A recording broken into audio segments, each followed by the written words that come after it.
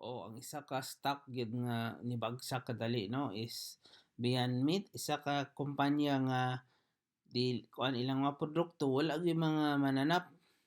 So plant-based ni siya, sikat-sikat na pud ni sa Pilipinas kining plant-based.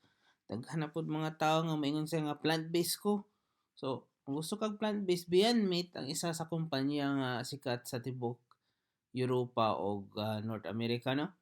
So kana lang palit sa tani kay wa man tay posisyon pa. Sa una nakoy posisyon ani pero gibaligya nako tanan kay ni okay man presyo kasagara kining Beyond Meat sa una niabot ning 130, 140 ana. So karon grabe ang pagbagsak, ha? So palit lang sa ta karon og pila ka porsyento, mga 0.15%. So ana or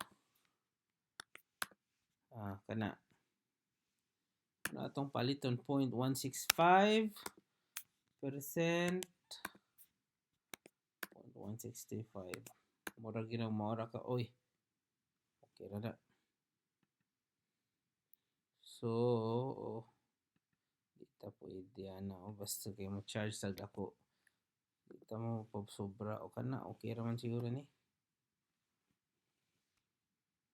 Dapat charge ta na basta mo sobra tag Gs. Kanya lang sa karon. Okay mga kababayan, karon turyahon nato unsa man ning Beyond Meat.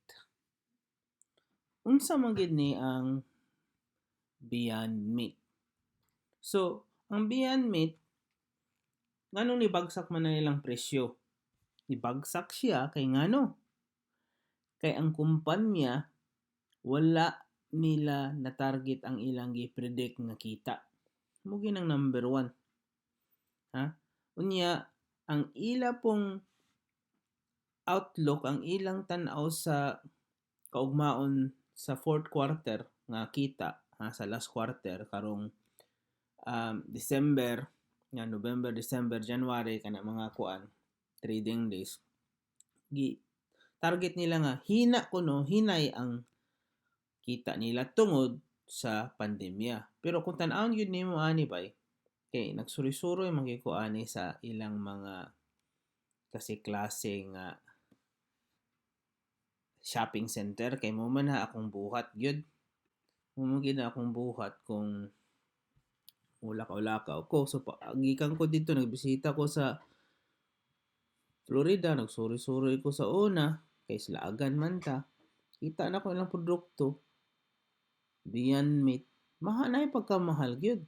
Niadto pug ko sa Missouri, Missouri, mo daghan man ilang mga factory diha.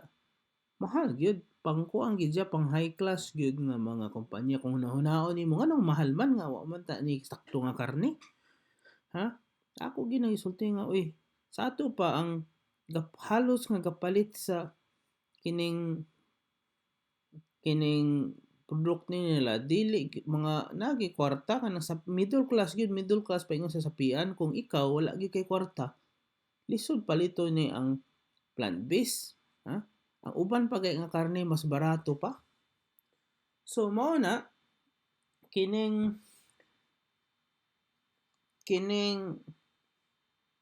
Beyond Meat kasi klase ng una nilang produkto chicken strip nga nagsugod ni siya sa Los Angeles no niya 2009 pa ni nagsugod, so 11 years old pa lang ni nga kumpanya, magto 12 years old niya. Sa ako lang king tanaw gipalit na ako ni karon kay ngano barato man gud kay sa una gipalit na ako ni gitrade ko ni adto mo sa 120, 130 una karon bagsak siya murag kuan ako nga mas tsada ni nga presyo kaysa una nga akong gipalit. Pasalamat gay ko nga pabagsak, wala ako'y posisyon. Kay kung nibagsak niyo na ako'y palit, agay dugay makabawi. Kay ngano, ang dili na ko ganahan ani niya is wala siya dividend. So, kana lang, salamat kaayo sa pag-tanaw sa aning akong channel, hinaot na nga naamoy matun-an 'no, ayo-ayo mo dinha.